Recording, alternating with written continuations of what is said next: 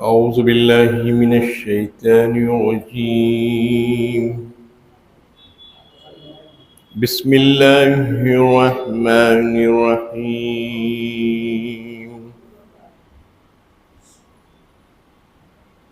ولما توجه تلقاء مدين قال عسى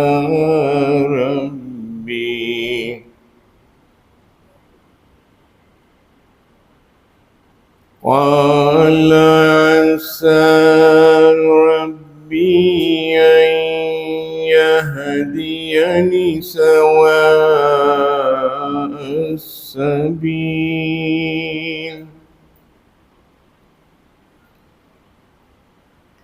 ولما ورد ماء مدين وجد عليه أمة من الناس يسقون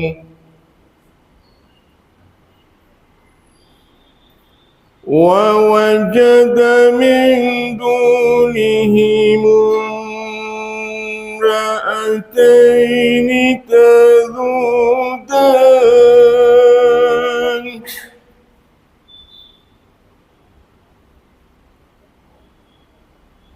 قال ما خطبكما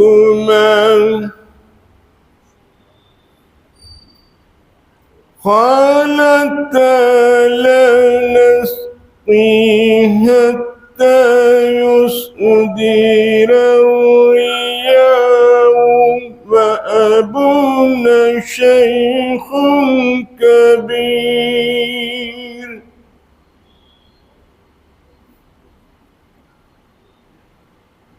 فسقى لهما ثم تولى إلى الظل فقال رب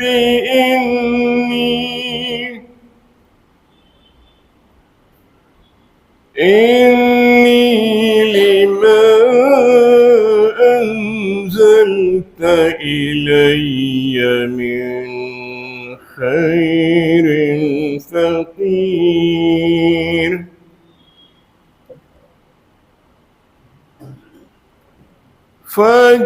فجاءته إحداهما تمشي على استحياء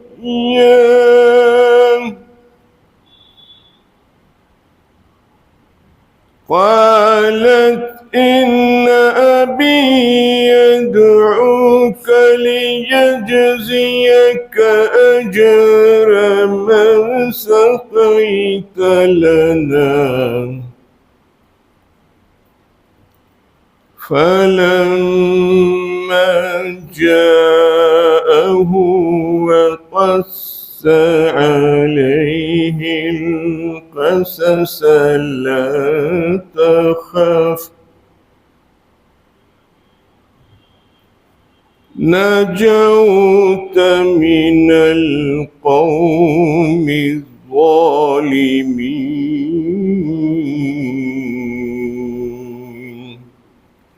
صدق الله العظيم. السلام عليكم ورحمة الله وبركاته.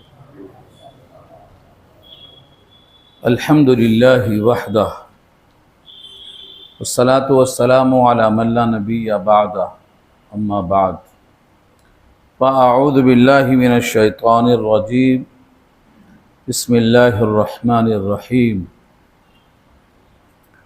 ولما توجه تلقاء مدين قال عسى ربي أن يهديني سواء السبيل إلى آخر الآية. صدق الله العلي العظيم وصدق رسوله النبي الكريم ونحن على ذلك من الشاهدين والشاكرين. اللهم ألهمنا رشدنا وأعذنا من شرور أنفسنا.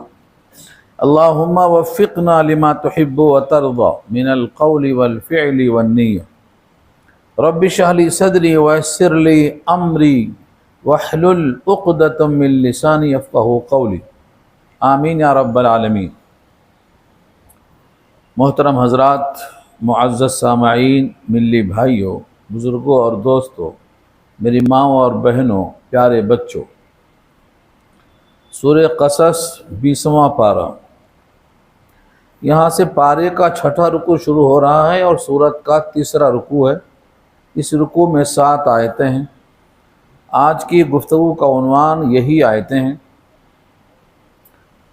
حضرت موسیٰ علیہ السلام ملک مصر سے نکلتے ہیں اور مدین کی طرف توجہ فرمایا۔ مدین کی طرف کیوں توجہ کیا؟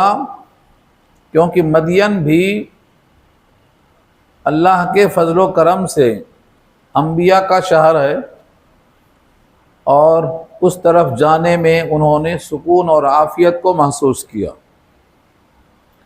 اور وہاں سے وہ قریب بھی ہے۔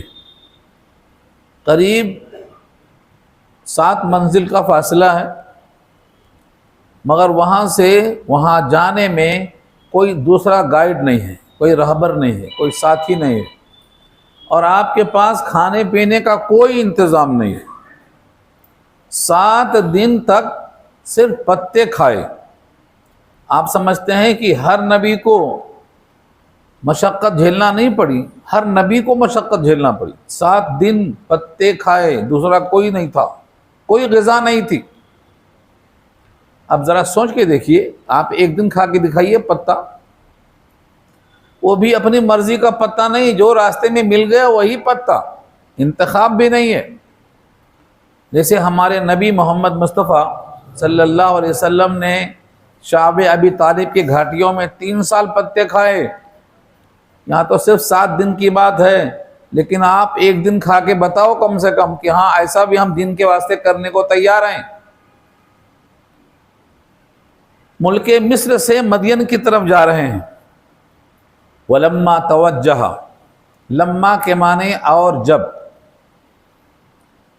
عربی میں لما، لام امر، یہ سب الفاظ استعمال ہوتے ہیں، تو یہاں لفظ لما آیا ہے جب کے معنی میں ہے، اور جب۔ توجہ، متوجہ ہوئے، توجہ کے معنی متوجہ ہوئے یعنی اپنا رخ کیا۔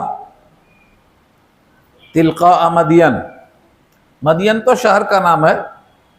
یہ مدین کون سا ہے؟ حضرت شعیب علیہ السلام کا شہر ہے جو مدین کہلاتا ہے، کیونکہ یہ دوسری آیتوں میں آ چکا ہے۔ وَإِلَىٰ مَدْيَنَ أَخَاهُمْ شُعَيْبًا، سورہ شعراء میں بھی آ چکا ہے۔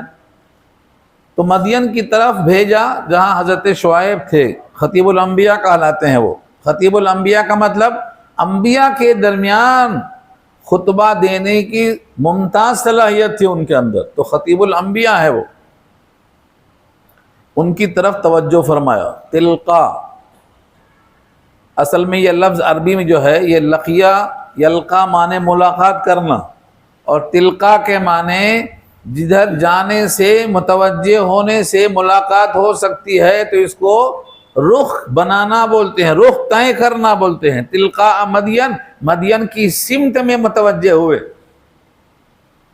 وَلَمَّا تَوَجَّهَ تِلْقَاءَ مَدْيَنَ، اور جب متوجہ ہوئے مدین کی طرف، قَالَ عَسَىٰ رَبِّي، کہا میرا رب امید ہے۔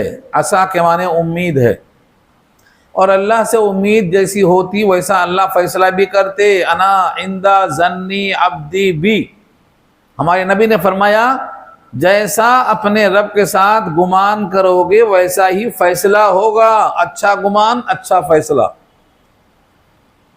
تو یہاں یہی کہا عسیٰ ربی، امید ہے کہ میرا رب، ان یہدینی، یہ کہ مجھے رہنمائی کرے گا، سیدھا راستہ بتائے گا۔ ان یہدینی سواء السبیل، سبیل کے معنی راستہ،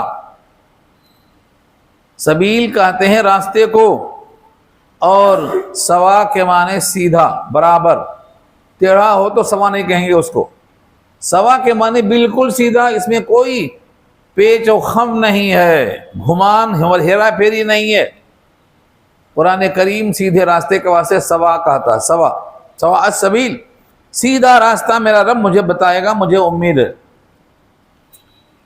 اب یہ مدین تک مصر سے لے کر چلے ہیں تو یہ 7 دن لگے ہیں۔ ان 7 دنوں میں ایک تو غم ہے، دوسرے فکر ہے، اندیشہ ہے، آگے ملاقات کس سے ہوگی، کیا ہونے والا ہے، بس اللہ ہے اور اللہ کا بندہ ہے، بس چلتے چلے جا رہے ہیں۔ بعض روایتوں میں ہے جبریل نے خبر دی ہے، جبریل نے راستہ بتایا ہے، جبریل نے انتظام کیا ہے۔ جبریل کا انتظام بھی تو اللہ ہی کا انتظام ہے، اور کس کا ہے؟ دنیاوی وسائل نہیں، اللہ کا بندہ ہے اور اللہ ہے، اور اللہ اپنے فرشتوں کے ذریعے سے جو انتظام کرتا ہے کرے گا۔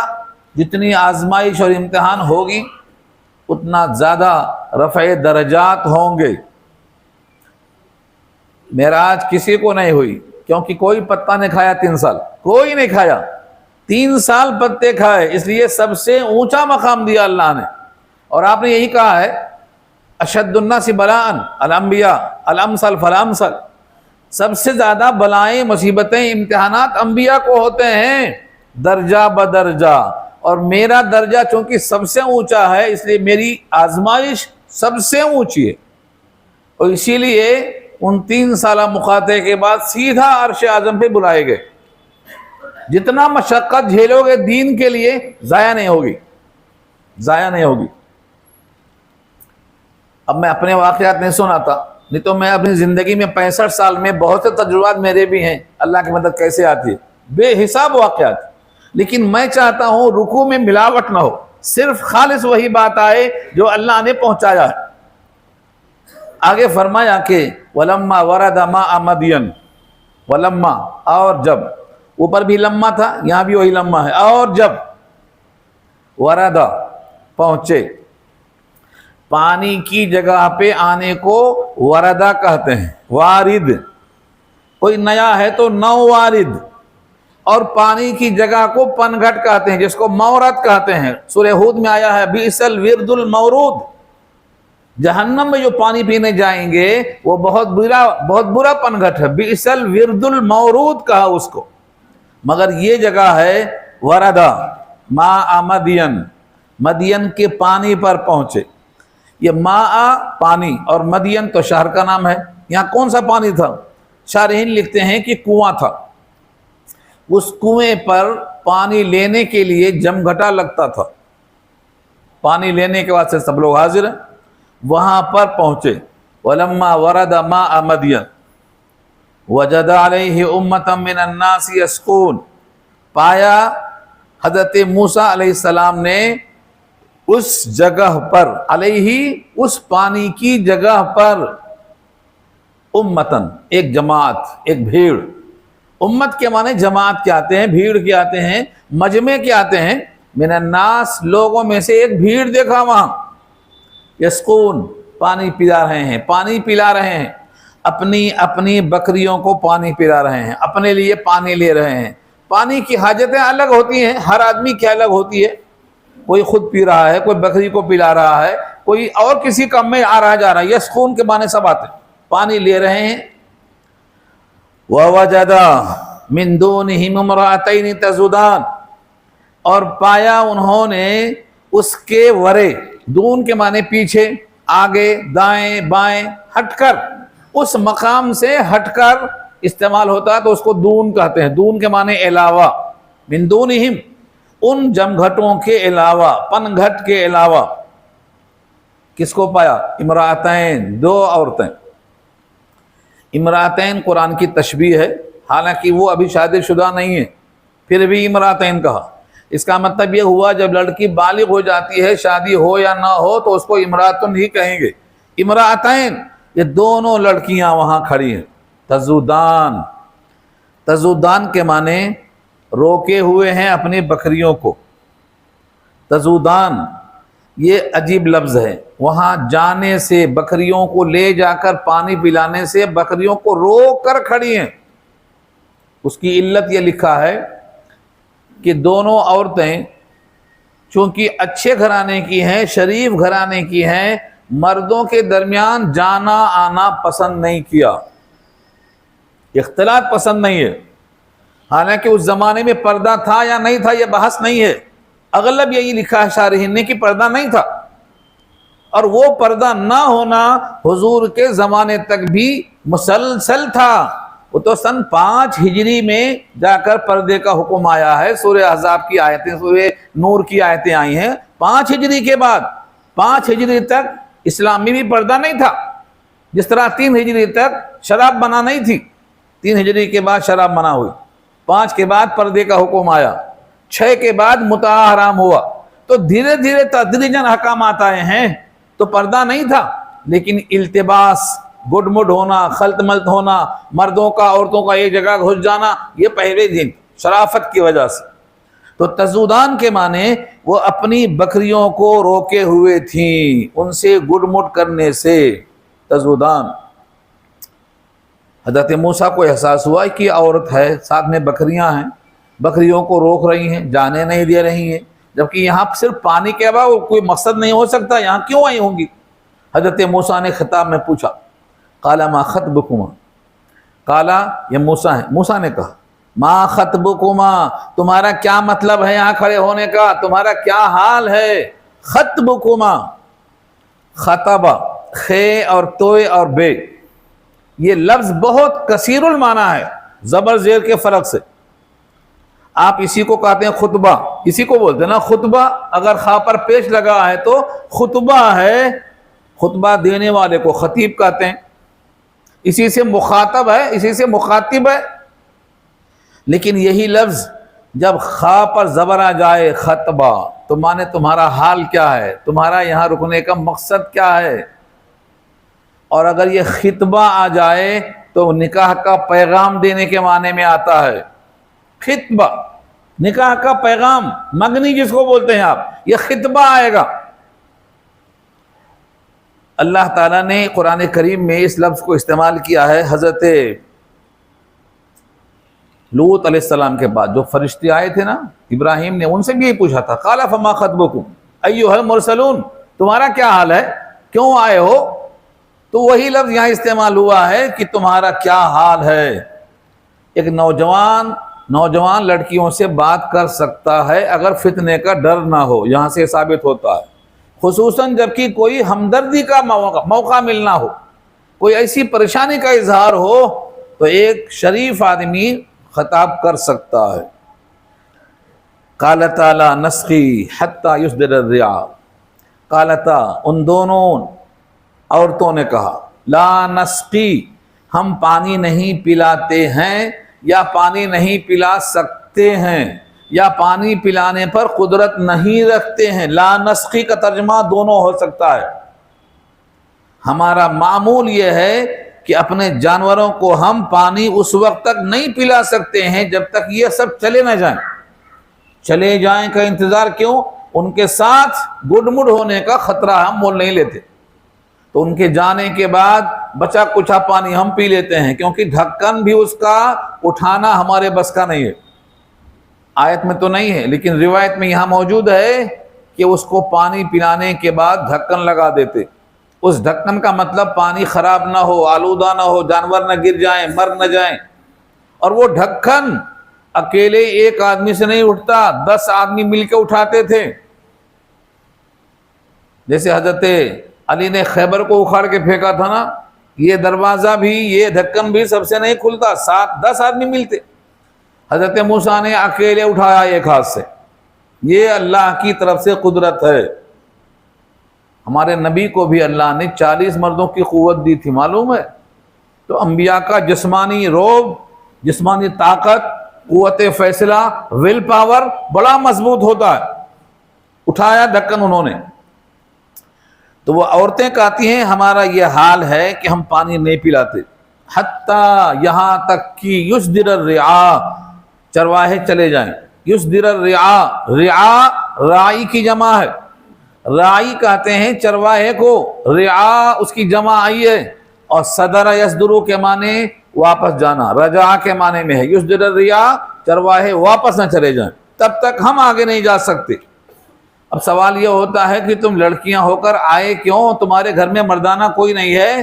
یہاں سوال پیدا ہوتا ہے، اور یہ سوال موسیٰ کے ذہن میں آنے سے پہلے لڑکیوں کے ذہن میں آ گیا، اسی واسطے انہوں نے سانس توڑے بغیر اسی سانس میں کہا وہ ابونا شیخ کبیر، اور ہمارے باپ بوڑھے ہیں، وہ ابونا اور ہمارے باپ شیخ، شیخ کہتے ہیں بوڑھے کو، اگر کوئی علم میں بوڑھا ہو جائے تو اس کو بھی شیخ کہتے ہیں، اسی واسطے ان کو شیخ کہا جاتا ہے۔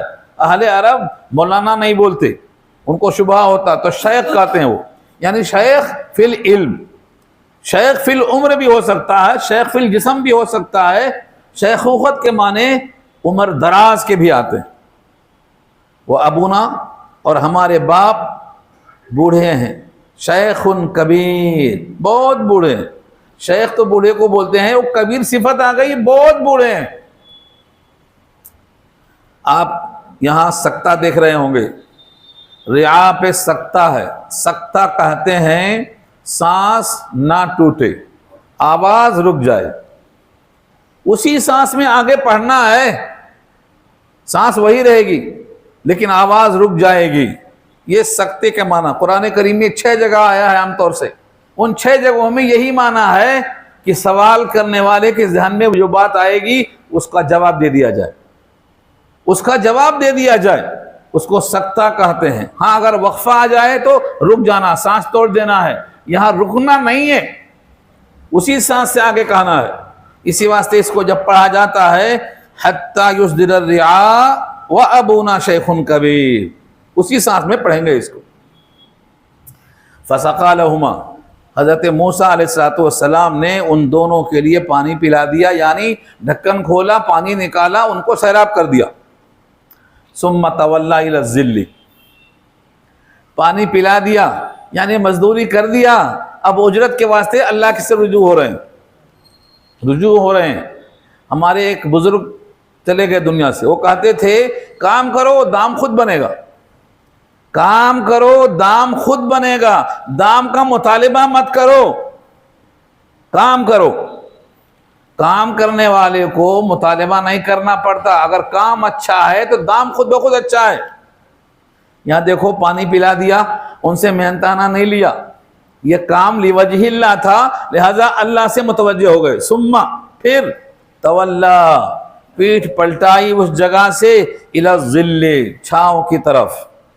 ظل کے معنی سائے کے آتے ہیں، وہ سایہ چاہے پہاڑ کا ہو چاہے وہ درخت کا ہو، عام طور سے درختوں کو سایہ جلدی مل جاتا ہے، چلتے پھرتے راستوں میں، سفروں میں درختوں کا سایہ۔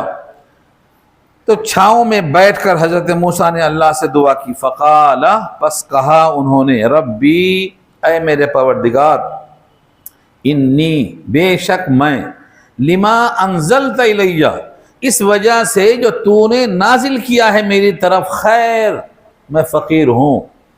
فقیر کہتے ہیں فقیر، آج دنیا میں کوئی اپنے آپ کو فقیر نہیں کہلوانا چاہتا، لیکن موسیٰ اپنے آپ کو فقیر کہہ رہے ہیں، لیکن انسانوں کے سامنے نہیں، اللہ کے سامنے۔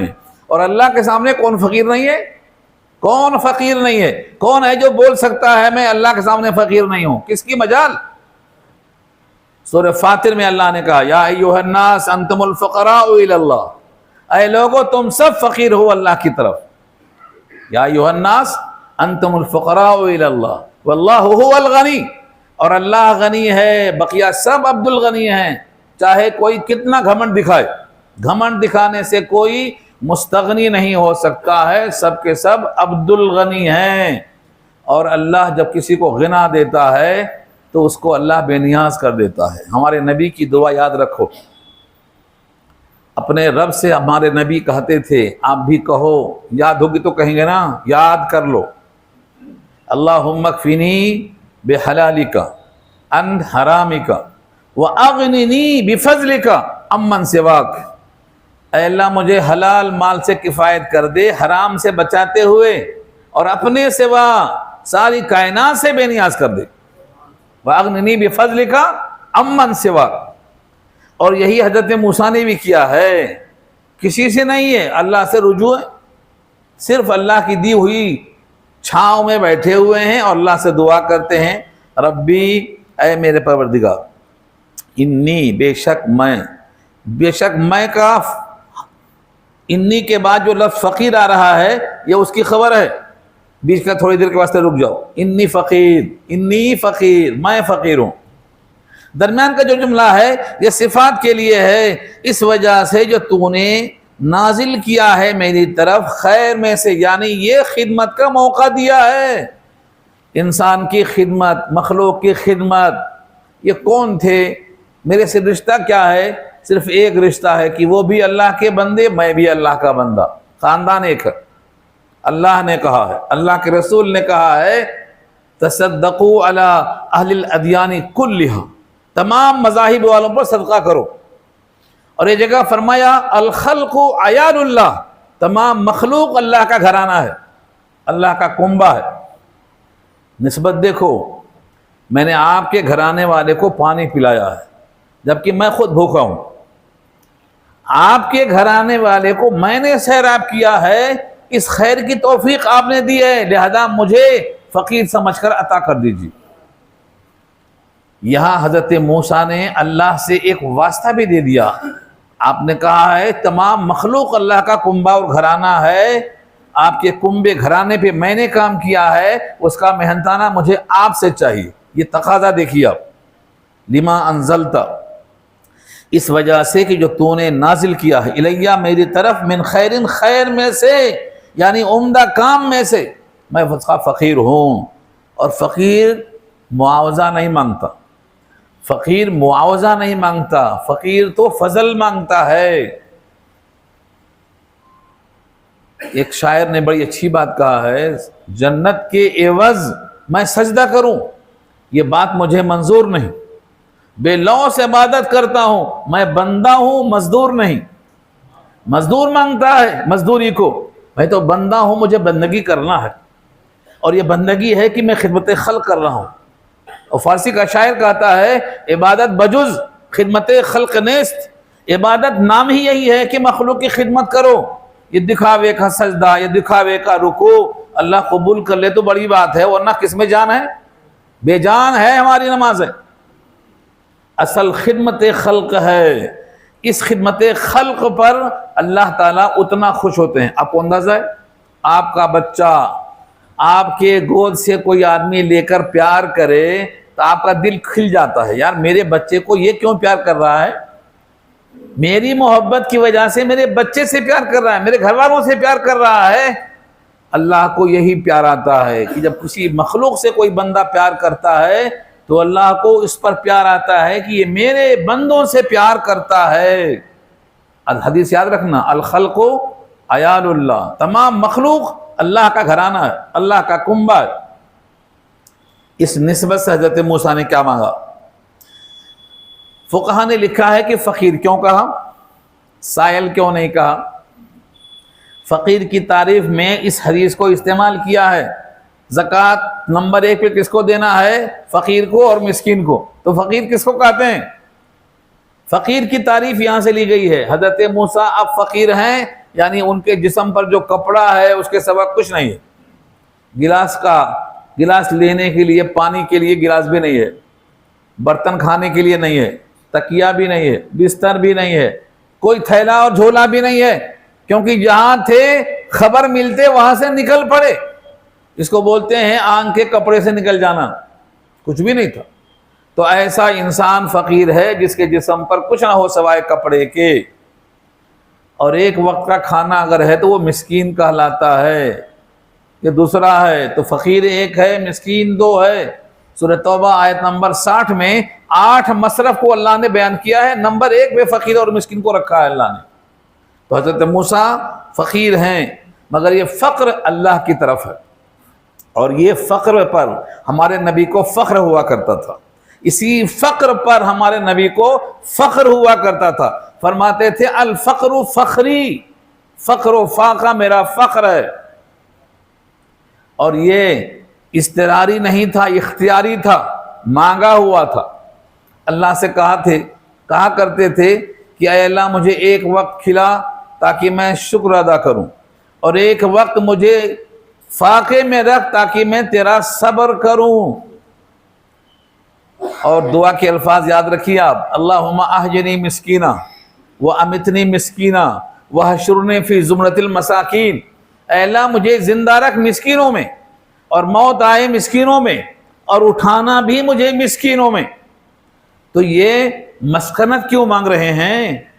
تاکہ نمونہ بن سکے، ورنہ ایک غریب کہے گا میرے رسول بہت مالدار تھے، بڑا اچھا گھر تھا، بڑا اچھا کپڑا تھا، میں نبی کی نقل کیسے کروں؟ اللہ کے نبی ہر ایک کے واسطے نمونہ ہے۔ لقد کان لکم فی رسول اللہ اسوۃ حسنۃ لمن کان یرجو اللہ، جو اللہ سے ملنا چاہتا ہے، اللہ سے راضی ہونے کے ہر دن ملنا چاہتا ہے، ہر بندے کے لیے حضور نمونہ ہے، امیر ہو یا غریب۔ آپ کی زندگی میں خوشحالی بھی آئی ہے، 4,000 درہم کی ایک چادر آپ نے استعمال کیا ہے، اور آپ نے گھر میں کوئی سونا رکھا نہیں، آتے ہی خرچ کر دیتے، آدھی تقسیم کر دیتے، تو آپ کا فقر و فاقہ آپ کا اختیاری ہے۔ حضرت موسیٰ کا یہاں اضطراری ہے، اللہ سے دعا کر رہے ہیں۔ ابھی ان کی دعا ختم نہیں ہوئی کہ وہ لڑکیاں گھر جا کر واپس آ گئیں۔ جلدی کیوں آئیں، جلدی کیوں پہنچیں، یہ یہاں بریکٹ ہے۔ قرآن کریم میں جو چیز لازمی سمجھ میں آ جاتی ہو اس کو چھوڑ دیا جاتا ہے، تفصیل نہیں بیان ہوتی ہے۔ جب گھر جلدی پہنچ گئیں تو ابا نے پوچھا جلدی کیسے آ گئے؟ روز تو دیتے آتے تھے، روز آتے آتے شام ہو جاتی تھی، آج دن باہر کیسے آ گئے؟ انہوں نے واقعہ بیان کیا کہ ایک آدمی ایسا دکھا، لگتا ہے یہاں کا نہیں، مسافر ہے، اس نے پانی کھینچ کے پلا دیا، ہم گھر جلدی پہنچ گئے۔ حضرت شعیب بھی پیغمبر ہیں، فراست تو مومن سے آگے ہوتی ہے نا، مومن کی فراست تو عام ہے، نبی تو نبی ہوتا۔ مومن کی فراست کے بارے میں آیا ہے اتقوا بفراست المومن فإنه ينظر بنور اللہ، مومن کی فراست سے بچو، وہ اللہ کے نور سے دیکھتا ہے۔ جب عام مومن کا یہ حال ہے تو وہ تو نبی ہیں، خطیب الانبیاء ہیں، انہوں نے بھانپ لیا کوئی نہ کوئی حقدار ہے جو ہمارے شہر میں آیا ہے، جس کی مہمانی ہم پر لازم ہوتی ہے۔ چنانچہ وہ دونوں بچیاں اپنے والد سے اجازت لے کر بلانے آ جاتی ہیں، خود کہتی ہیں کہ چلو گھر، تو یہ شرافت کے خلاف تھا۔ ابا کی طرف سے پیغام لے کر آتی ہیں، فجاءتہ احداہما، فجاءتہ آئی ہیں وہ لڑکیاں موسیٰ کے پاس، ان میں سے ایک بولتی ہے، یا اگر جاءت کا فاعل احداہما ہے تو دونوں نہیں آئیں، دونوں میں سے ایک آئی ہیں، دونوں میں سے ایک، احداہما واحد سے احدا مؤنث ہے، ان میں سے ایک آئی حضرت موسیٰ کے پاس، تمشی علی استحیاء، چلتے ہوئے شرم و حیا کے ساتھ، تمشی چلتے ہوئے، علی استحیاء حیا سے استحیاء ہے، شرم و حیا پر، یعنی کسی اجنبی کے پاس آنا، ان سے مخاطب ہونا، اس میں عورت کو شرم آتی ہے، اسی کو استحیاء کہا ہے، اور یہ مومن کے واسطے لازم ہے۔ حدیث میں آیا اگر حیا فوت ہو گئی تو جو چاہے کر لے، اذا فاتک الحیا ففعل ما شئت، حیا ختم ہو گئی تو جو چاہے کر لے، بے حیا کن ہر چخواہی کن، بے حیا بن گیا تو جو چاہے کر لے۔ تو حیا بہت بڑی چیز ہے، یہ حیا پر چلتے ہوئے وہ لڑکی حضرت موسیٰ کے پاس آئی، قالت، انہوں نے کہا، ان ابی یدعوک، بے شک میرے والد آپ کو بلاتے ہیں۔ کیوں بلاتے ہیں؟ لیجزیک اجر ما سقیت لنا، تاکہ جزا دیں تجھ کو بطور محنتانے کے جو تو نے ہمارے لیے پانی پلا دیا ہے، ہمارے لیے پانی پلایا، ہماری بکریوں کو پانی پلایا، وقت سے پہلے ہمیں گھر پہنچنے کا سامان فراہم کیا، اس کے لیے ہمارے والد آپ کو بلاتے ہیں تاکہ آپ کو اس کی جزا دیں۔ لیجزیہ کا جزا دینا، جزا کے معنی بدلہ دینا، آپ کو محنتانہ دینا۔ فلما جاءہ، جب حضرت موسیٰ آئے حضرت شعیب کے پاس، یہاں دیکھو اختصار سے کام لیا گیا، درمیان میں کیا اڑ کے آگے فوراً نہیں، چل کے آئے، چلنے کے درمیان جو واقعہ پیش آیا قرآن نے اس کو حذف کر دیا، کیونکہ تم اتنا خود سمجھ سکتے ہو، بلانے آئی گھر پہنچے، اب کیسے گھر پہنچے، یہ سفر پھر کیسے ہوا، یہاں پر شارحین کہتے ہیں حضرت موسیٰ نے دیکھا کہ بچی سامنے ہے تو نگاہ سامنے پڑ رہی ہے، برقع تو تھا نہیں اس زمانے میں، بتا چکا ہوں پہلے میں ابھی، تو نگاہ پڑے گی۔ حضرت موسیٰ نے کہا تم پیچھے رہو، میں آگے چلتا ہوں، راستہ بتا دینا، یا تو آواز سے بولنا دائیں جاؤ یا بائیں جاؤ، یا پتھر پھینک دینا، میں چلتا رہوں گا تاکہ میری نگاہ تمہارے جسم پر نہ پڑے۔ کپڑا اڑتا ہے ہواؤں کی وجہ سے، اور جب سامنے چلتی ہے تو یہ شیطان کو ذریعہ بناتی ہے۔ شیطان، النساء حبالۃ الشیطان، یہ حدیث صاف ہے کہ عورتوں کے ذریعہ شیطان حملہ کرتا ہے۔ مچھلی والا شکاری جال سے شکار کرتا ہے اور شیطان مردوں کا عورتوں سے شکار کرتا ہے، یہ حدیث موجود ہے۔ النساء حبالۃ الشیطان، حبالہ مانے جال، جال پھینکتا ہے وہ۔ تو حضرت موسیٰ پہلے سے کاٹ چکے ہیں، آپ پیچھے رہنا، آگے آنے نہیں۔ یہ حضرت موسیٰ چلتے ہیں اب۔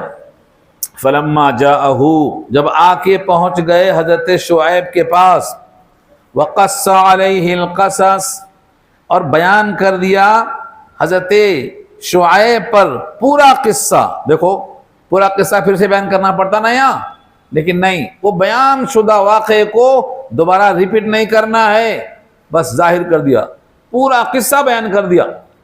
میں بچپن میں فرعون کے پاس کیسے پہنچا، کیسے شباب ملا، کیسے میری پرورش ہوئی، کیسے میں نے مکہ مارا، کیسے وہ مر گیا، کیسے وارن جاری ہوا، کیسے میں بھاگ کے آیا، اچانک کیوں پہنچا بلا اطلاع کے، یہ سب چیزیں اس میں آ گئیں۔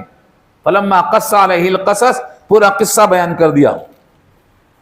ملک مصر کا حصہ نہیں ہے مدین، حکومت مصر میں ہے، مصر کے باہر حکومت نہیں ہے، اس لیے حضرت شعیب کہتے ہیں قال لا تخف، خوف مت کھاؤ، قال لا تخف، خوف مت کھاؤ۔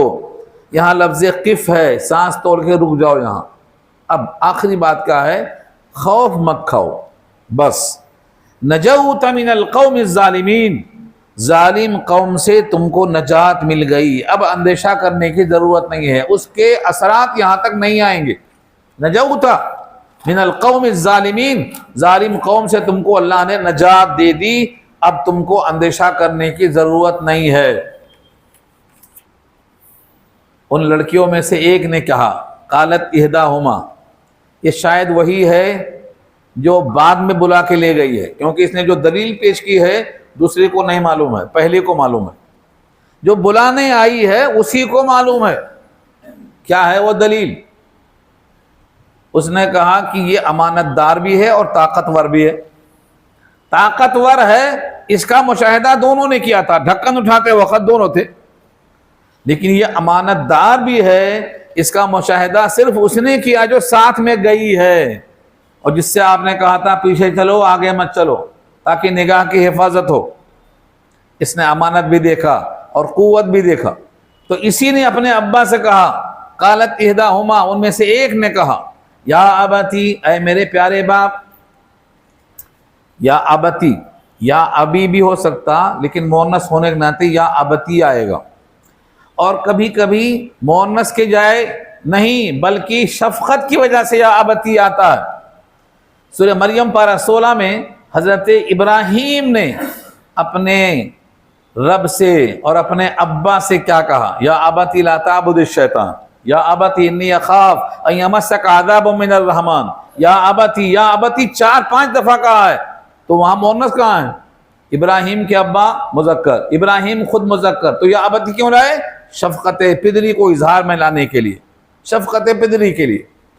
یا ابتی، اے میرے پیارے ابا جان، استاجر ہو، اس کو اجرت پہ رکھ لو، استاجر ہو، اس کو اجرت پہ رکھ لو، یعنی ان کا تو کوئی گھر نہیں ہے، مسافر ہیں یہ، ان کی پریشانی دور ہو جائے گی، یعنی ہجرت اور نصرت، ہم نصرت کریں گے، ان کی ہجرت کامیاب ہو جائے گی، جیسے مدینے میں صحابہ کو ہجرت اور نصرت دونوں سے کامیابی ملی، یہاں بھی ایک ہجرت کر کے آیا ہے تو ہم کو نصرت کرنا چاہیے، اور طریقہ کیا ہے؟ اس کو مزدوری پہ رکھ لو۔ یا ابت استاجر ہو، ان خیر من استاجرت القوی الامین، اس جملے کو جتنے لوگ نوکر رکھتے ہیں سرکاری ہو یا پرائیویٹ ہو، یہ دونوں جملے ان کے لیے سنہرے حرفوں میں لکھنے کے برابر ہیں۔ نوکر کیسا ہونا چاہیے؟ جس میں طاقت ہو کام کرنے کی اور امانت داری ہو۔ آج ہمارے پاس طاقت تو ہے کام کرنے کی، امانت داری نہیں ہے، تو 8 گھنٹے کی تنخواہ لیتا، 2 گھنٹے کام کرتا، 6 گھنٹے غائب۔ وہ بھی پیسہ دیکھو ورنہ فائل اڑ جا رہی ہے، پیسہ رکھو تو کام دیکھے گا ورنہ نہیں دیکھے گا۔ تو امانت داری نہ ہونے کی بنا پر سارا اسٹاف کرپٹ ہو جا۔ بیٹے نے کیا کہا؟ 2 خوبی ہونا چاہیے، دونوں اس میں ہے، یہ امانت دار بھی ہے، طاقتور بھی ہے۔ حضرات مفتی حضرات فرماتے ہیں کہ جب کوئی نوکر رکھا جائے تو صلاحیت بھی ہو اور ایماندار بھی ہو۔ اگر ایماندار ہے تو آپ کو دھوکہ نہیں دے گا۔ ان خیر من استاجرت، بے شک بہترین ہے وہ شخص جس کو آپ اجرت پہ رکھیں، القوی الامین۔ القوی کے معنی قوت والا، کام کی صلاحیت، اور الامین کے معنی امانت دار ہو، جس میں خدا کا خوف ہو۔ اب یہاں سے حضرت شعیب علیہ السلام حضرت موسیٰ سے بات کرتے ہیں، اجرت پر رکھنے کی بات کرتے ہیں۔ اجرت پر رکھنے کی بات کیسے کرتے ہیں؟ قال انی ارید، فرمایا بے شک میں ارادہ کرتا ہوں، انی ارید میں ارادہ کرتا ہوں، ان انکحک احدی ابنتی، کہ میں تمہارا نکاح کر دوں میری ان 2 بیٹیوں میں سے کسی ایک سے۔ احدی ابنتی، احدی ابنتی ہاتین، یا ہاتین تسنیہ ہے، ہاتان سے ہاتین تسنیہ ہے، اور احدی ابنتی میری 2 بیٹیوں میں سے، 2 بیٹیوں میں سے کسی ایک کا تم سے نکاح کر دوں۔ یہ متعین کیوں نہیں کیا؟ اس میں بڑا راز ہے۔ میری 2 بیٹیوں میں سے اس بیٹی کا، اس بیٹی کا، یہ بجائے کہنے کے ان 2 میں سے کسی ایک کا آپ سے نکاح کر دوں، یہ کیوں کہا؟ اس میں 2 حکمت ہے۔ نکاح کرنے کے بارے میں ہمارے نبی نے فرمایا ہے، ایک نگاہ دیکھنا مستحب ہے، ایک نگاہ دیکھنا۔ کیوں؟ زندگی بھر ساتھ رہنا ہے تو ایک نگاہ نکاح سے پہلے دیکھنا مستحب ہے۔ ہمارے پاس اس کو ایسا غلط استعمال کیا گیا ہے کہ دیکھنے کون جائے گا جسے نکاح ہونا ہی نہیں ہے؟ دیکھنے والے کون ہوں گے؟ کھانے والے۔ جس کو نکاح میں لانا ہے وہ بیچارہ دور دور کا غائب، پتہ ہی نہیں کہاں ہے وہ۔ نکاح میں لانے والے کو دیکھنا سنت ہے، مستحب ہے۔ ہمارے نبی نے بی بی عائشہ کو خواب میں دیکھا، اللہ نے دکھایا۔ ریشم کے کپڑے میں جبریل امین نے بی بی عائشہ کی فوٹو حضور کو دکھایا، بخاری کی روایت موجود ہے۔ آپ نے کہا عائشہ سے اگر یہ اللہ کی طرف سے ہے تو ہو کر رہے گا، ہو کر رہا، خواب میں دکھایا۔ تو جس کو نکاح میں لانا ہے وہ دیکھے۔ ہمارے پاس دیکھنے کے نام پہ دھندہ ہو رہا ہے، نکال لو، پھینکو دماغ سے اس کو، آپ پہنچاؤ میری اس بات کو۔ دیکھنا اس کے لیے سنت ہے، مستحب ہے، جو نکاح میں لانے والا مرد ہے اس کو بھگتنا ہے زندگی بھر۔ آپ نے لا کے باندھ دیا گلے میں تو بھگتنا کس کو ہے؟ اسی کو بھگتنا ہے نا۔ زنہار از قرین بد زنہار وقنا ربنا عذاب النار، برے ساتھی سے اللہ کی پناہ تو جہنم بن جاتا دنیا میں۔ اس لیے نکاح جس کو کرنا ہے وہ دیکھے۔ مشاتائیں جا رہی ہیں، دلال جا رہا ہے، فلانے جا رہا ہے، ایک میں 100 جھوٹ ملا کے گلے میں لا کے باندھ دیا جا رہا ہے، ایک ہفتے میں طلاق، دوسرے ہفتے میں طلاق، خلا۔ کیوں ایسا ہو رہا ہے؟ دھوکے کی وجہ سے ہو رہا۔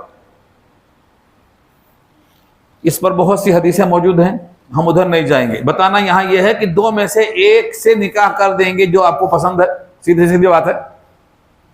2 ہیں میرے پاس، ان 2 میں سے کسی ایک کا نکاح میں کرنے کو تیار ہوں، کون سی؟ جو آپ پسند کریں گے، بریکٹ میں ہے یہ۔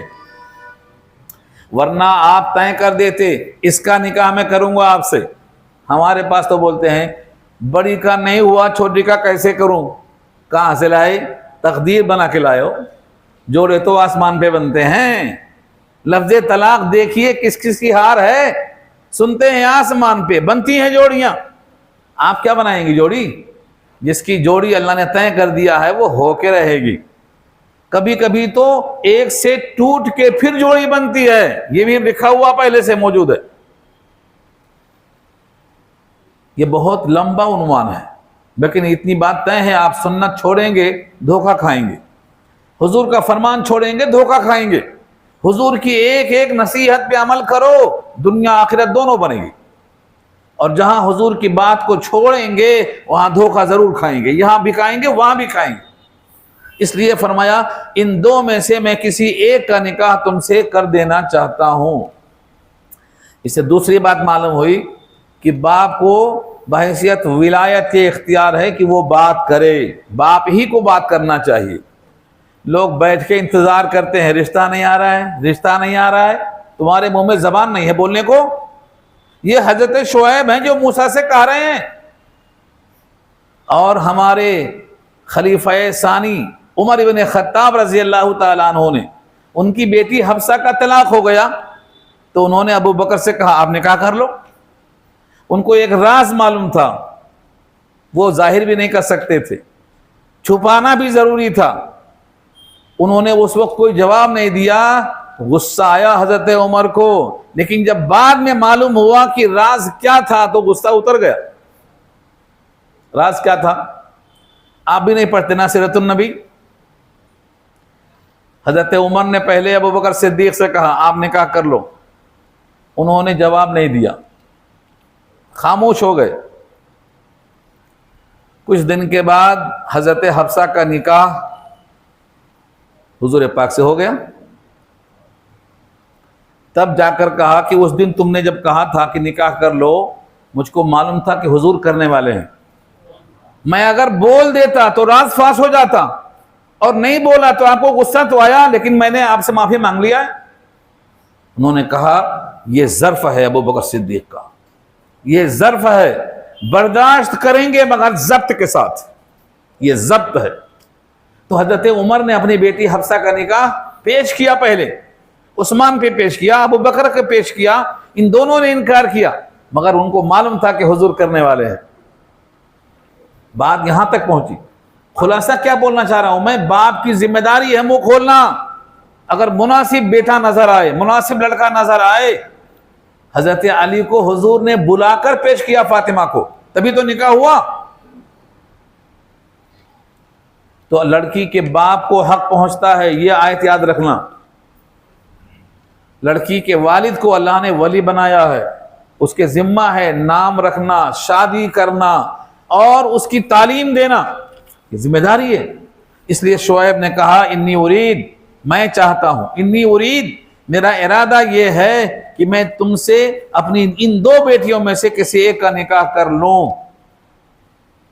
لیکن نکاح اسی سے نہیں ہو گیا، نکاح تو جب ہوگا، جب طے ہوگا نا کہ اس سے ہوگا کہ اس سے ہوگا، بلا طے کیے ہوئے نکاح نہیں ہوتا، متعین کر کے ہی نکاح ہوا تھا، بلا تعین کے نکاح نہیں ہو سکتا۔ یہاں صرف بات کا اظہار ہے، ابھی نکاح نہیں ہو رہا ہے، نکاح ہوگا بعد میں۔ شرط کیا ہے؟ الا ان تأجرنی ثمانیہ حجج، اس شرط پر کہ تم بطور اجرت کے میرے پاس 8 سال کام کرو، 8 سال۔ ہاں لوگ سمجھتے ہیں آئے بھائی قرآن کھول کے پڑھو، الا اس شرط پر ان تأجرنی کہ بطور اجرت کے، بطور نوکری کے میرے پاس کام کرو۔ کتنا؟ 8 اور حجج سال۔ حجج کیوں کہا؟ سال کیوں نہیں کہا؟ سال میں حج ایک ہی ہوتا نا، 8 حج کا مطلب 8 سال۔ 8 حجج، 8 سال تک میرے پاس نوکری کرو۔ ایک سوال یہ ہوتا ہے کہ کیا محنتانہ مہر بن سکتا ہے؟ بکریاں چرانا، اونٹ چرانا، گھر کے کام کرنا، یہ تو خدمت ہے۔ شوہر سے بیوی خدمت لے گی تو یہ تو شوہر کے واسطے باعث شرم ہے۔ شوہر کی خدمت بیوی کے ذمہ ہے۔ یہاں تو الٹا ہو رہا مسئلہ۔ فرمایا نہیں، الٹا نہیں ہے، یہ خدمت کریں گی حضرت شعیب کی، اور وہ اپنے پاس ان کو کام پہ رکھیں گے، اور 8 سال میں اس خدمت پر جو پیسہ بننے والا ہوتا ہے اس کا وہ معاوضہ بنے گا، اس کا وہ معاوضہ بنے گا۔ اس لیے امام شافعی نے کہا کہ یہی خدمت مہر بن جائے گی۔ 8 سال کام کریں گے یہی محنتانہ ان کے نکاح کا ذریعہ بنے گا، یہی مہر بن جائے گا۔ اس کو کھولنے کے لیے میں ایک حدیث سناتا ہوں، وہ حدیث میں اور صاف ہے، پھر یہاں آگے آ جاتا ہوں میں۔ وہ حدیث میں یہ ہے، ایک خاتون آئی اللہ کے نبی کے پاس، یہ واقعہ سورہ احزاب بخاری میں کتاب التفسیر میں ملے گا، تفسیر کے بیان میں بخاری میں سورہ احزاب کی اس آیت کے ذیل میں ملے گا، یہ وہبت نفسہا للنبی جی ان اراد النبی جو ان یستنکحھا، اس آیت کے ذیل میں یہ حدیث ملے گی آپ کو کتاب التفسیر میں۔ اللہ کے نبی بیٹھے ہیں صحابہ کے درمیان، ایک خاتون آئیں اور کہتی ہیں اللہ کے رسول میں نے اپنی ذات کو آپ کے لیے ہبہ کر دیا، گفٹ، وَهَبْتُ لَكَ نَفْسِي، اپنی ذات میں نے آپ کو گفٹ کر دیا، کیونکہ مہر نبی کے لیے فرض نہیں ہے، دوسری آیت ہے اس کے لیے۔ اس خاتون کی طرف حضور نے سر اٹھا کر دیکھا، سر نیچے کر لیا، ایک بار اس نے کہا، دو بار کہا، تین بار کہا، تینوں بار آپ نے دیکھا، نگاہ نیچی کر لیا، کچھ بھی جواب نہیں۔ دائیں بائیں ایک صاحب بیٹھے تھے، انہوں نے کہا اللہ کے رسول اگر اس عورت میں آپ کو دلچسپی نہیں ہے، حاجت نہیں ہے، تو اس کا نکاح مجھ سے کر دو نا۔ سادگی دیکھو اسلام کی، صحابہ کی، حضور سے بے تکلفی دیکھو۔ آج ہمارے پاس بولتے صاحب غصے میں آ جائیں گے، صاحب غصے میں کیوں آئیں گے بھائی؟ اسلام تو یہی ہے، تکلف ختم کر دو، تکلف میں تکلیف ہے سراسر۔ وہ صحابی نے بڑے ہی دل کھول کے کہا آپ کو ضرورت نہیں ہے، اس کی حاجت نہیں ہے تو مجھ سے کر دو، میں خالی بیٹھا ہوں۔ حضور پاک نے کہا تیرے پاس کچھ ہے دینے کے لیے اس کو؟ ہاں ہمارے پاس سوال آتا ہے، یہ ہمارے پاس تو آتا میاں تو کتنا بھی ننگا بھوکا ہے، پلنگ تو آئے گی، بستر بھی آئے گا، سونا چاندی پلیٹ بستر سب آئے گا، تجھے مزے کرنا۔ حضور کے نسبت سے اگر آپ مسلمان ہیں تو یہ واقعہ باعث شرم ہے۔ پہنچا دو فقیروں کو، شادی کے بعد 5 بچے ہو گئے تب بھی مانگتے ہیں آ کے، ہاں ختنے کے پیسے مانگتے، دودھ پلانے کے پیسے مانگتے، وہ اتنے دن تک میں نے فلانا کیا اس کے پیسے مانگتے۔ کب تک مانگیں گے؟ آخر نانا کے ذمہ کتنے کام رکھیں گے آپ لوگ؟ بچی پیدا کر کے دینا کم ہے؟ نہیں، بچہ پیدا ہوا تو کھلونا بھی تم دینا، جھولنے کا پالن بھی تم دینا، نہ جانے کیا کیا مانگا جا رہا ہے۔ یہ حضور پاک نے اس آدمی سے، اس صحابی سے کہا تیرے پاس دینے کے لیے کچھ ہے؟ اس نے کہا میرے جسم پہ تہبند ہے، وہ بھی اوپر نہیں ہے اوڑھنے کی، صرف نیچے پہننے والی ہے۔ اوپر 2 تہبند ہوتی ہے نا، ایک پہننے کی اور ایک اوڑھنے کی، ایک ہی ہے، 2 نہیں ہے۔ آپ نے کہا اس سے کیا فائدہ ہوگا؟ تو پہنے گا تو اس کے کام میں نہیں آئے گی، اور وہ پہنے گی تیرے کام میں نہیں آئے گی، کچھ اور جا کے لا۔ کچھ نہیں ہے صاحب، ارے گھر میں جا ڈھونڈ کے لا، انگوٹھی صحیح کم سے کم سونے چاندی کی نہیں، لوہے کی انگوٹھی لا، خاتمہ من حدید، لوہے کی انگوٹھی۔ جا کے ڈھونڈ کے آئے، کہا لوہے کی انگوٹھی بھی میسر نہیں ہے۔ صحابی کتنا غریب ہے، آج ہم میں سے کوئی بھی اتنا غریب ہے؟ اس صحابی کے مقابل میں ہمارے پاس کتنا مال ہے، پھر بھی ہم روتے ہیں، ہم فقیر ہیں۔ لوہے کی انگوٹھی میسر نہیں ہے۔ آپ نے کہا اچھا یہ بتاؤ تیرے پاس کچھ قرآن بھی ہے؟ ہاں یاد ہے مجھے، فلاں فلاں صورت یاد ہے، کئی نام بتا دیا صورتوں کے، والشمس والضحیٰ یاد ہے، واللیل یاد ہے، فلاں یاد ہے، کئی صورتیں یاد ہیں۔ اللہ کے نبی نے کہا ملکتکھا بما معک من القرآن، یہ الفاظ ہیں بخاری کے، تجھ کو میں نے مالک بنا دیا اس عورت کا اس وجہ سے جو تیرے ساتھ قرآن ہے۔ لفظ یہی ہے۔ آپ نے کیا سمجھا اور انہوں نے کیا سمجھا؟ امام شافعی اس کو لے کر کہتے ہیں قرآن کی وجہ سے حضور نے مالک بنا دیا، تو یہ قرآن اس کو پڑھا دینا یہی تیرا مہر ہے۔ شافعی کہہ رہے ہیں اسی حدیث کو۔ امام اعظم کہتے ہیں قرآن کی وجہ سے تجھ کو میں نے مالک بنا دیا، فرمایا یہ مہر بن گیا نہیں فرمایا، لہذا تو شوہر تو ہو گیا، قرآن پڑھا دینا، لیکن قرآن اس کا مہر نہیں بنے گا، تجھے مہر کے پیسے کما کے زندگی بھر میں دینے دینا، کم سے کم 10 درہم، کم سے کم 10 درہم، 10 درہم سے کم میں کوئی مہر نہیں ہوتا. تو تیرے لیے مہر واجب ہے، لیکن نکاح ہو گیا قرآن کی وجہ سے. یہ امام فرماتے ہیں، دونوں امام. اب یہاں آ جاؤ، امام شافعی کے لحاظ سے یہاں 8 سالہ خدمت ہی مہر بن جائے گی، مہر دینے کی ضرورت نہیں ہوگی. لیکن امام اعظم کی نظر میں پیسہ جو ملے گا 8 سال خدمت کرنے میں، باپ کے ذریعے سے وہ تیرا مہر بن جائے گا. جتنا پیسہ آئے گا بطور حق الخدمت کے 8 سال میں، وہ تمہارا مہر بن جائے گا. باپ کی خدمت کریں گے، محنتانہ ان سے ملے گا، اور مہر باپ کے ذریعے سے بیٹی کو جائے گا. یہ ہے اصل قصہ. اب الفاظ دیکھو، فَإِنْ أَتْمَمْتَ عَشْرًا فَمِنْ عِنْدِكَ، بس اگر پورا کر دیا تم نے 10 سال تو یہ تیری طرف سے اضافہ ہوگا، تیری طرف سے احسان ہوگا. میں نے تو 8 سال لگائی شرط، لیکن اگر 8 کے بجائے تم 10 سال کر دو کام تو تمہاری طرف سے احسان ہوگا، کیونکہ بوڑھا آدمی طویل خدمت چاہتا ہے. موت حیات کب آئے گی کس کو معلوم ہے؟ ہم تو چاہتے ہیں لمبی خدمت کرو.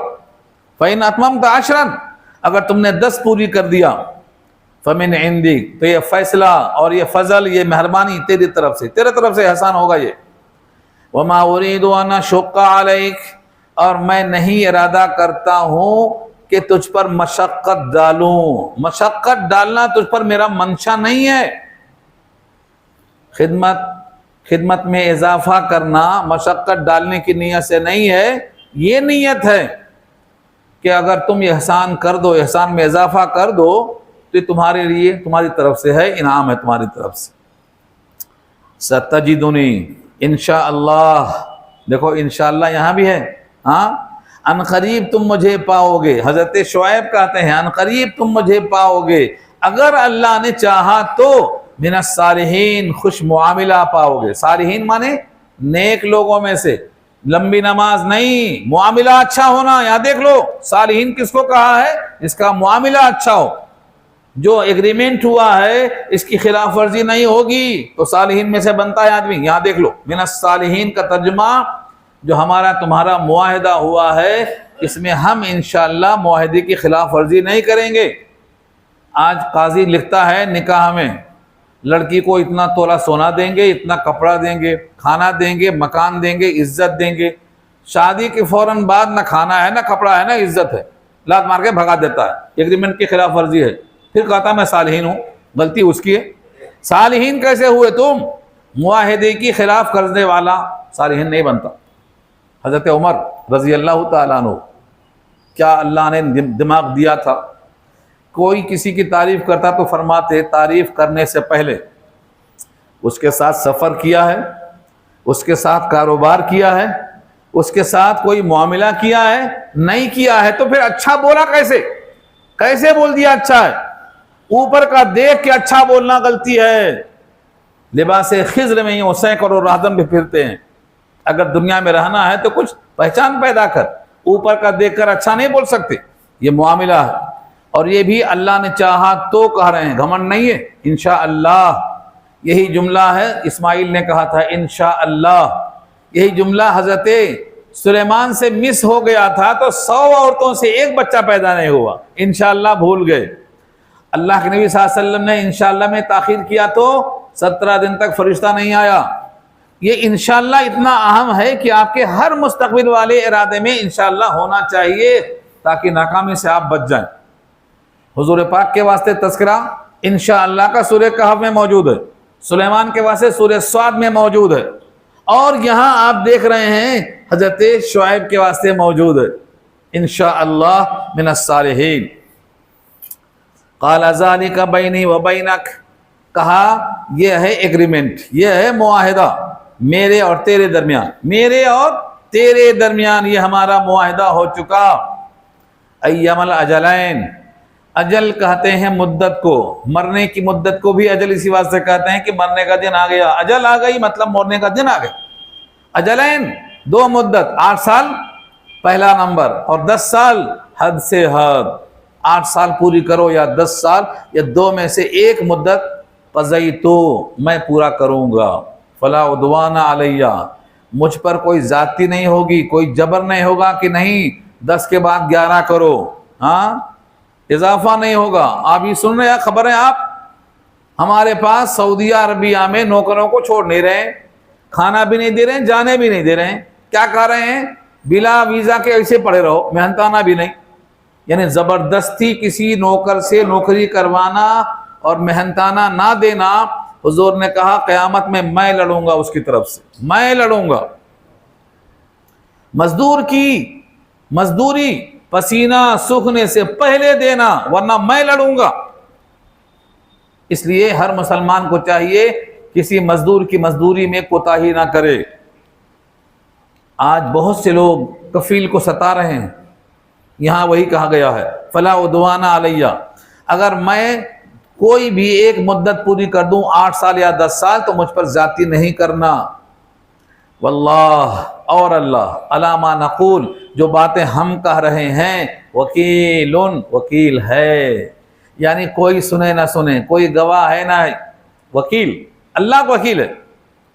آج کے مسلمان کہتے ہیں اللہ کی وکالت کو ہم نہیں سمجھتے، ہمیں 2 گواہ لاؤ، انسانوں کی گواہی لاؤ۔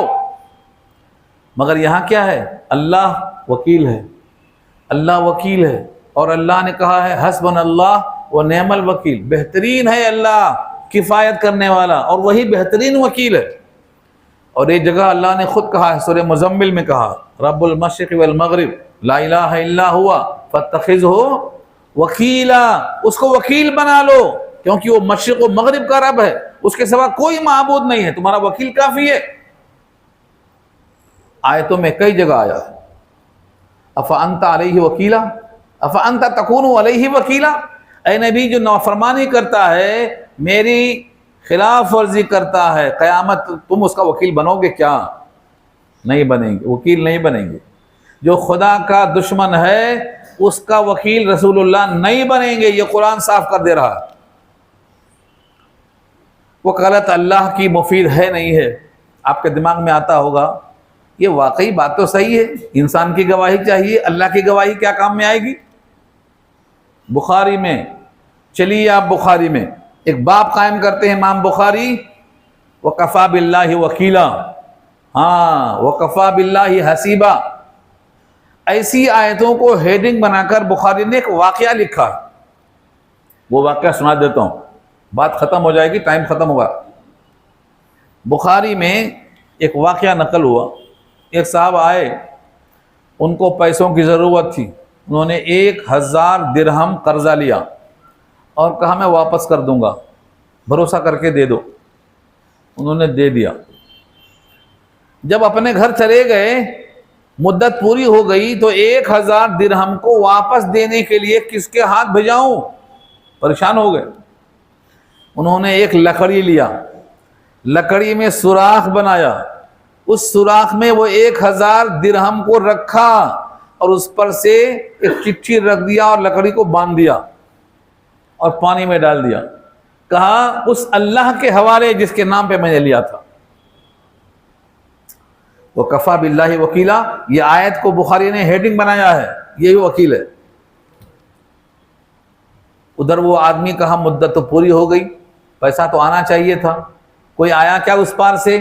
کشتیاں دیکھ رہا ہے، دائیں بائیں دیکھ رہا ہے، اس کو ایک لکڑی سمجھ میں آئی، لکڑی جا کر دیکھتا ہے تو اس میں کھولتا ہے تو خط نکلا۔ خط میں کیا نکلا؟ وَكَفَى بِاللَّهِ وَكِيلًا، جس اللہ کے نام پہ تم نے دیا تھا اسی اللہ کے میں نے حوالے کر دیا۔ یہ خط اس کو پاس پہنچ گیا، اپنے مال کو اپنے پاس سے حاصل کر لیا۔ اللہ کی وکالت ضائع نہیں ہوتی۔ اور اگر آپ حدیث سے باہر آنا چاہتے ہیں تو ابھی کل گزرا نا اسی درس میں، ان کی والدہ موسیٰ کی والدہ کو اللہ نے کیا کہا تھا؟ ہم اس کو واپس کریں گے نا، ہماری وکالت میں اس کو ڈبے میں ڈال کے ڈال دو، باقی ہم دیکھ لیں گے، یہ بھی تو وکالت ہی ہے۔ واپس کیا نہیں کیا واپس؟ اللہ سے زیادہ بھروسہ کرنے کے لائق اور کون ہے؟ وَعَلَى اللَّهِ فَلْيَتَوَكَّلِ الْمُتَوَكِّلُونَ وَعَلَى اللَّهِ فَلْيَتَوَكَّلِ الْمُؤْمِنُونَ۔ بھروسہ کرنے کی ذات تو اللہ ہی کی ہے، بھروسہ اسی پہ کیا جاتا ہے۔ اگر کوئی اللہ کے نام مانگتا ہے تو دے دو، یہاں ضائع بھی ہو گیا وہاں ضائع نہیں ہوگا، دے دیا کرو۔ بات پوری ہو گئی، الحمدللہ، رکوع پورا ہو گیا۔